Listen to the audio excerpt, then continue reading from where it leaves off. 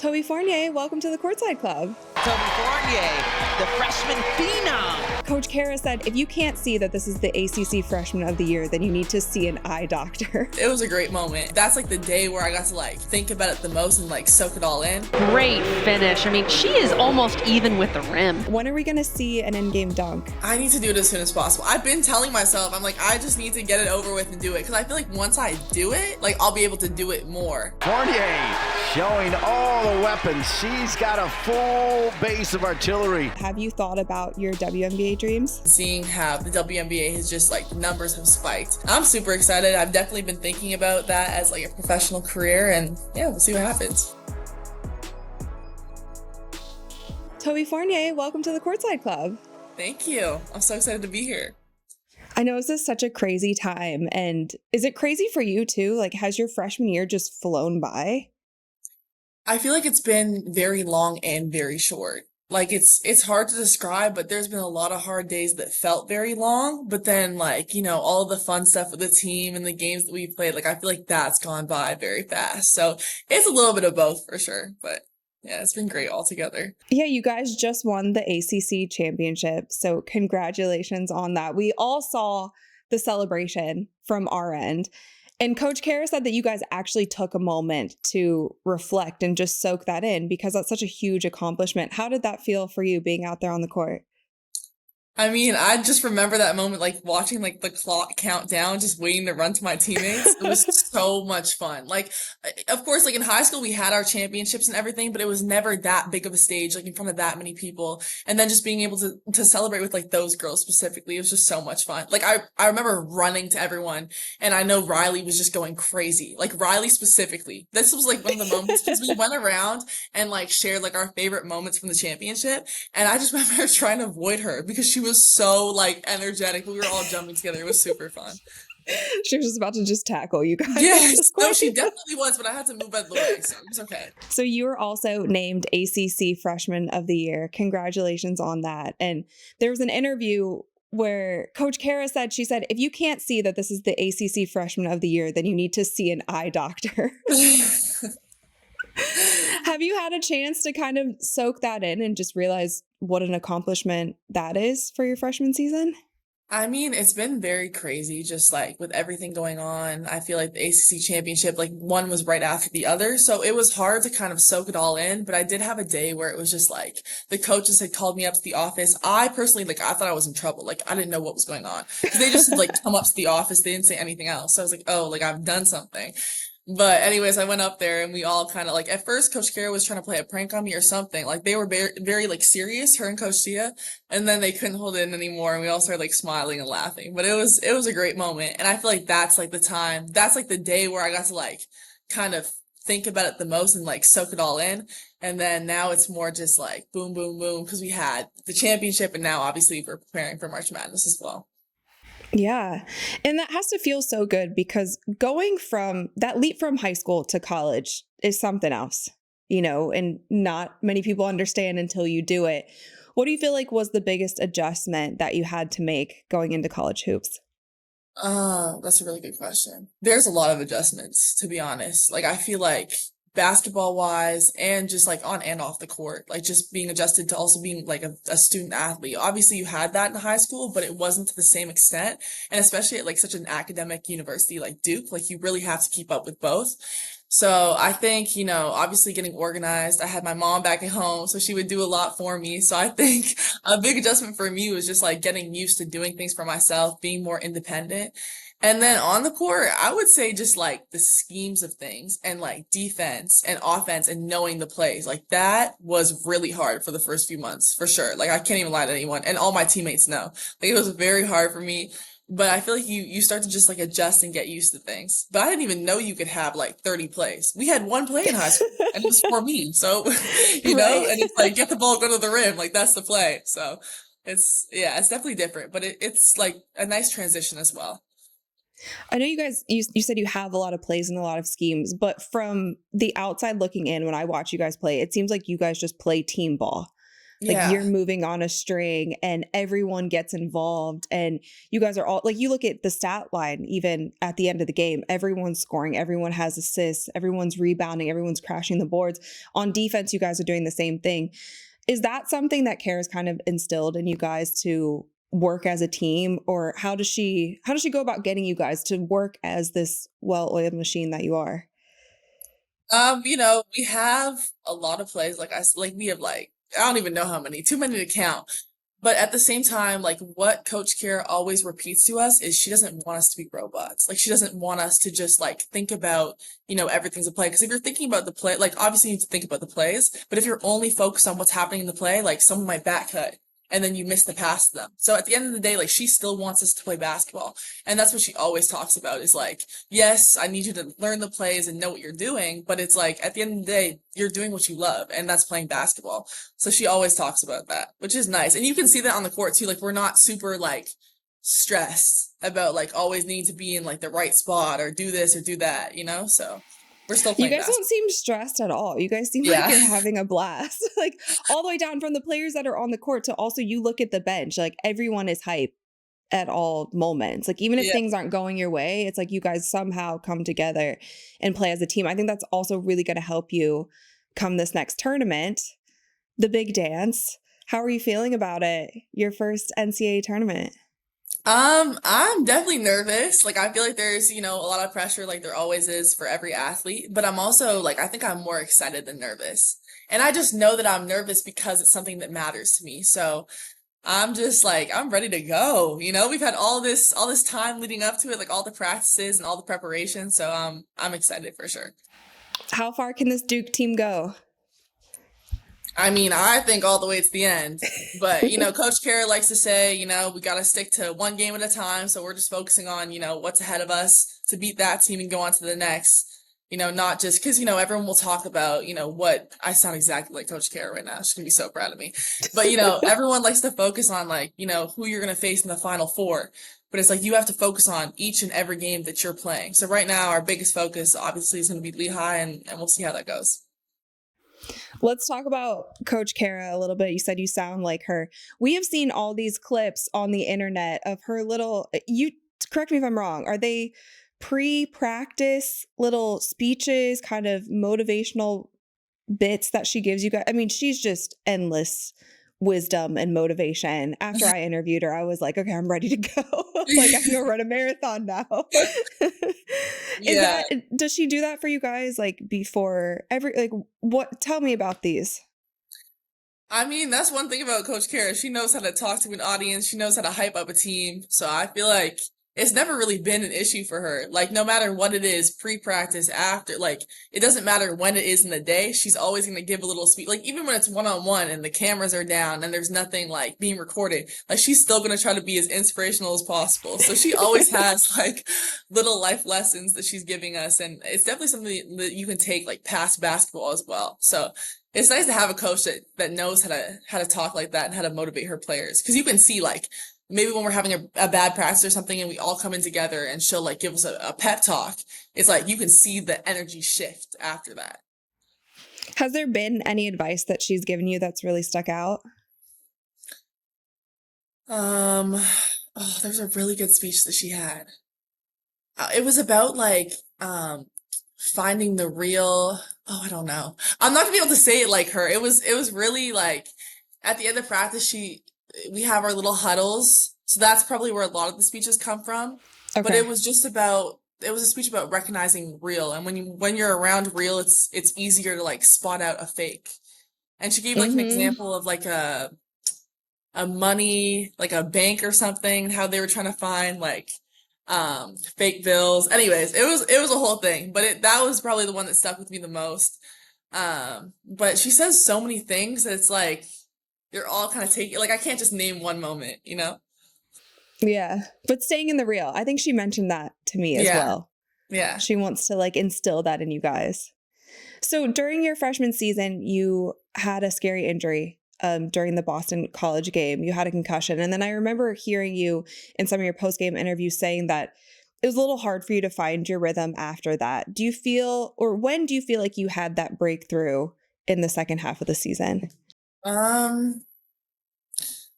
Well, we had a game, I think it was after that, we had faced UNC. And that was just kind of me getting back into things, and that wasn't a good game for me. Like, because I was getting shots, but I wasn't making them. And that usually, like, what I pride myself in is being like an efficient player. So it wasn't only like that I wasn't playing my basketball, like, it really got to the mental side of me as well. So just being able to like talk to my teammates and stuff, I feel like it didn't take that many games to get back into it. I don't really know like when specifically it changed, but I noticed my game got a lot more consistent in the second half of the year. Like I was starting to get a lot more, not the scoring is everything, but I was starting to get a lot more like 20 plus scoring games. Like I had more rebounds than I was getting before. I was just playing like comfortable. Like I was kind of adjusted to being in the NCAA. Whereas at the beginning of the year, I feel like it was new to me. So, I was playing my game and like leaning more on like my natural abilities, but I feel like in the second half of the year, it's been more like, obviously you have that natural talent, that natural ability, but everyone has that. So what else are you going to do? So I feel like that's kind of what happened. Yeah, it's like D1 Toby. You found her. Yeah. And now you just, keep building on that. Exactly. Which you had a 28-point game, which is your career high so far. I'm sure you'll break that anytime soon. But you had that against Florida State. How did that feel? I mean, that was amazing. And that was a game that we needed too, because that was like, we were going to have the double bye if we'd won that game, which we did. So it was a really important game for us. And I'm glad that I was able to step it up. I feel like that's kind of what showed, that I deserve that ACC Freshman of the Year award as well. Like it was kind of the last game before they announced that, so I'm like, Toby, like you gotta lock in, you gotta get this. So it was really exciting. It was fun, and I feel like it wasn't anything forced. Like a lot of the time, you'll score points because you're not passing to teammates or you're forcing certain things. But I feel like everything that happened in that game was like I had assists from my team. Like I couldn't have done it without my team, and it was just like we were really working together. It wasn't just like an individual.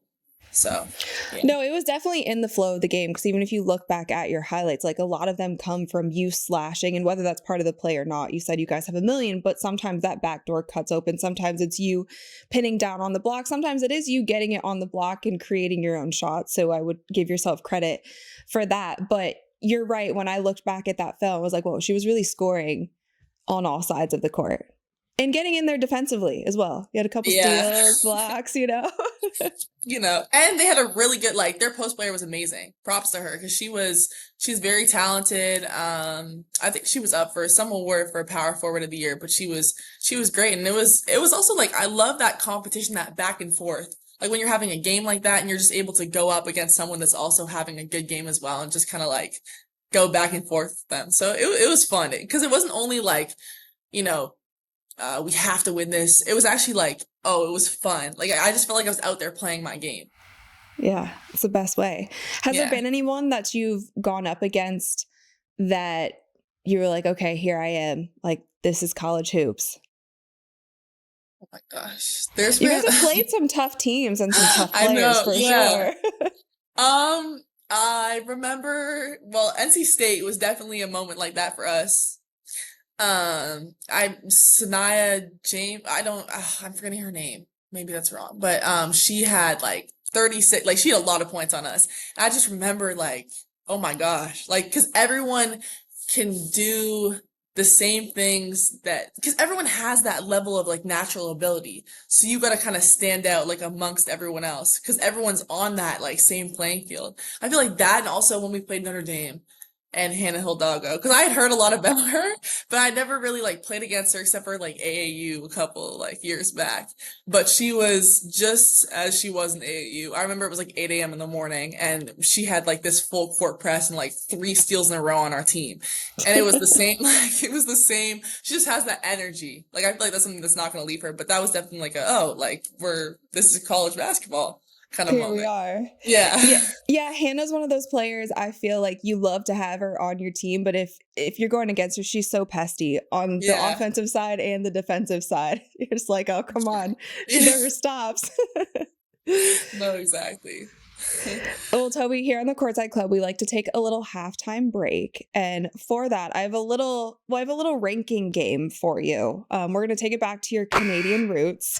So I have some Canadian things. I don't even know how to properly set up this segment, but I have some Canadian things and I just want you to rate them from a true Canadian, okay? Okay, I love it. Sounds good. Okay, so firstly, we have Niagara Falls. Just rating it a 10? Yeah, give it a 1 out of 10. Niagara Falls. I would say like 8. I went there one time in the summer with my grandpa, my sister, and my uncle, and we went on one of those boat rides. And it's just you went in it. Yeah, we went in it. It wasn't like, it was really close to it, and there's just water everywhere. We got super wet, but it was fun. It was just a little like, I don't know, it was a little scary. There was a lot of waves, like it was a lot. So that's why I take away the 2 points, but it was still an 8 because it was beautiful like from afar. But then when you get in there, you're like, ugh. I didn't even know you could do that. That's why I was like, oh, okay, you can. Yeah. Okay. So next up, I have the poutine. Oh, poutine. That's that has to be like a 9. I love poutine. It's so good. It's something Americans need to try. Because it's funny you say that because I was telling my teammates about it. They're like, oh, that sounds disgusting. Like, we would never try that. It's so good. Like, is it like gravy and french fries? Is that all it is?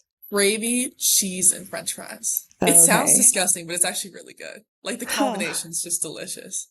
Okay. Yeah, definitely not an American thing, but I know it's like, yeah, you guys love it. It's big in Canada, yeah. Yeah. Okay, so 9 out of 10 there. What about Tim Hortons? I feel like Tim's is also a 9 out of 10 too. I haven't had it in so long, so I'm kind of craving. Now that you said that, now I'm like kind of craving it a little bit. But yeah, 9 out of 10. I like Tim's. Have you switched to like Dunkin' now that you're in the States? That's like the thing, right? Now? Yeah, no, it is. It feels like a little bit of a betrayal. Like I don't really want to say it, but yeah, I haven't had Tim's in a while, so I've just been having Dunkin'. Dunkin's really good too. Okay, we won't tell your fellow Canadians that you've had Dunkin's. Okay, so what about ketchup chips? Oh, I think a 9 too. I'm giving everything a 9. I think it's a 9. Ketchup chips are really good. People don't know about ketchup chips either. No. They're really good. I actually brought like a bunch of bags home for my teammates. It's so good. Did they approve? They well, a few of them didn't like them. I think they were just like acting up because they didn't really know, but they kept on eating them. They said they didn't like them, and then the bag was done. So I'm a little confused which one it is. Right. I think they liked it. They just didn't want to admit to it. But okay, so another 9 out of 10. So how about the weather in Canada? Yeah. I would say cold. No, colder than it gets colder than Durham for sure. It gets a lot colder than Durham. The weather, I would say like a 5. Because in the summer, it's really nice. It's that perfect, like, in-between balance. Because it's not, like, it will get really hot, but it's not like I don't know. Not like a Texas. It's not like a gross kind of, it's not like a gross kind of heat. It's like a nice kind of heat, like a light, I don't know how to describe it. But, yeah, when it gets cold, it gets really cold. But it can be nice sometimes, because, like, in the winter and Christmas, like, it's nice to have that, like, atmosphere, you know? I saw the reel that you guys posted, and it was like filming all of you guys coming out to the bus and the people who were like from cold weather climates and those who weren't. Like how cold you guys were, and you could just tell. Anyway, that was funny. Yeah, no, that was funny because Emma just came out like it was nothing. Like she did not care. Because she's also Canadian. Yeah, right? Yeah. Too. Okay. So how about hockey? You like hockey? I do. I would give hockey like a solid 8. It's not like my sport, obviously, you know, I like basketball a little bit more, but, it's something I grew up playing for sure. Like we had a hockey rink, like right near where I grew up. So we used to always go over there and like play shinny, which is like a scrimmage. So we just kind of go back and forth with that. So I would say a 7. It was fun. And it was like me and my siblings, we would all play, and like the neighborhood kids would come, and it was nice. I'm into it. Yeah. Okay. And last but not least, saying A. Like, you know what I'm saying, right? Like, yeah, I know what you're saying. Okay. Me personally, I would give that like a 3. I don't say A. No, I think maybe that's like a Toronto thing, but I don't think I've ever said A in my life. But like my grandma does. Like say it how she would say it. I don't know. She'd just be like, "That's a good meal, eh?" Like she says it like it's something that you like agree with. Yeah. You know? I don't know. Yeah. It's not something I use personally, but it's like cute when like older people say it. I don't know. Yeah. Okay. We're phasing out the A. Yeah. All right. Time for the second half. Toby, speaking of Canada, you were on Team Canada for U19. What was that experience like? And do you have Olympic dreams? It was amazing. Just being able to represent my country like that, being able to play for them, and then obviously being with like the girls that I grew up playing basketball with was super cool. It was also a good experience, like in general, because we did really well. We got third place overall. I got to play with Emma on the U19 team as well, so it was really fun. It was a long time. We were there for a month because we had a 2-week training camp in Toronto, and then we had 2 weeks when we were down in Spain. So it was a lot of time away, but it was also with girls that I really enjoy spending time with. So it was nice, and I feel like we did a really good job as well. So we're gonna see you in the Olympics. Oh, the you Olympics coming up. Yeah, I hope so. I really want to go. I feel like that'd be super cool. 2028. So it's kind of the perfect timing too, because that's 20... right? What? Yeah, because I was doing the math of when you will be out of school. But yeah, in 2028's LA too. Yeah. Yes, LA. Oh my gosh. Yeah, it's the perfect timing. And the perfect Olympics. Like, who doesn't want to go to LA? Right. Yeah. Yeah, that'd be really cool. Okay, so we're putting that into the universe. We will see you there. Oh, for sure. Yeah. I also got to know, when are we going to see an in-game dunk in college? That's a great question. I feel like a lot of people have been asking that. I need to do it as soon as possible. I've been telling myself, I'm like, I just need to get it over with and do it. Cause I feel like once I do it, like I'll be able to do it more. Like I feel like I've been psyching myself out a little bit. But once I get a steal, like next time that I get a steal, I'm gonna just do it. Like, and see what happens. Especially in March Madness too. Like I feel like this is the perfect time to like put that on display. So I don't know, maybe I was waiting. Maybe I did it on crazy. purpose. Yeah. Okay, so wait. Okay, stop the video and play Toby's first dunk. Okay, now bring it back. That was pretty cool, wasn't it? It was. We're gonna get your team to edit that together. Okay, and we gotta see that. Because I think we're all asking you because we know that you're fully capable of pulling that out. And that would just be so sick. When was your first dunk? I would say like 13 probably. But it wasn't like a full on, like I remember, yeah, probably 13 in like an AAU game or something, like a little league, whatever I was doing. And then my first like dunk I remember was after practice. I was kind of just like playing around. I wasn't really, doing much. And then I actually got up there. So they were like, you know what, just try to dunk the ball, like see what happens, because maybe you can do it. So I was trying, I was getting really close. And then all of a sudden, like I actually got it. And no one expected it from me because I was only 14 when it happened. So it was crazy. And then it just kind of started going viral from there. Like that was like so crazy because after that, everything just kind of blew up, like social media, everything like that. I mean, a 14-year-old girl dunking is crazy. Like some guys don't even dunk at 14. You know what I mean? So that's pretty cool. Well, I will be so excited to see that. I will be cheering from home when I see that in game during March Madness. Again, putting that out there. Exactly. And I know it's a little far away, but have you thought about your WNBA dreams?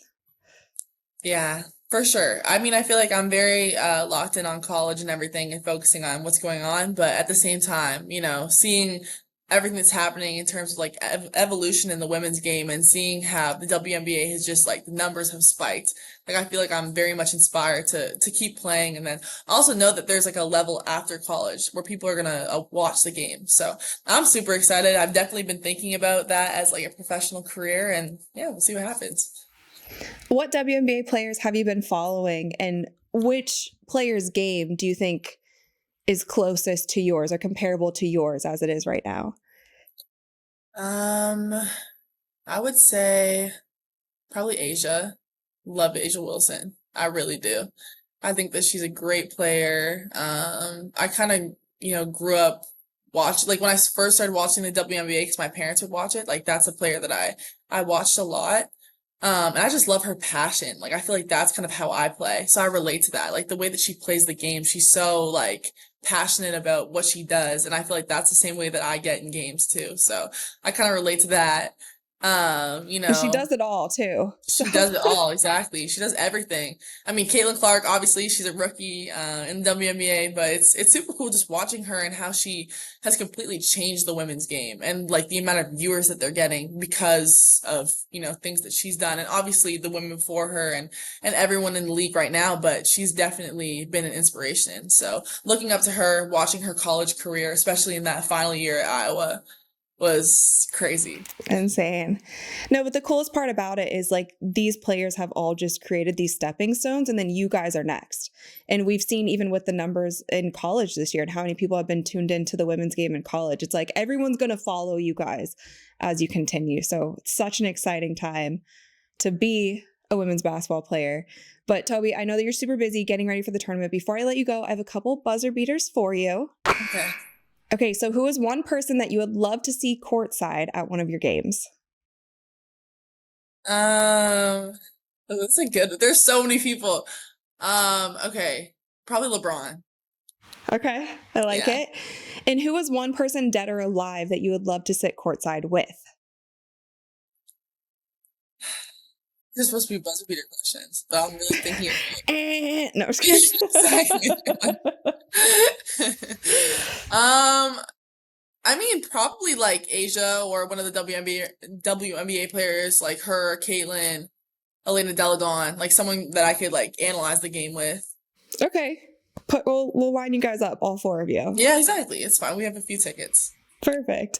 And what is one event in history, it could be a sporting event or other, that you would have loved to have been courtside for?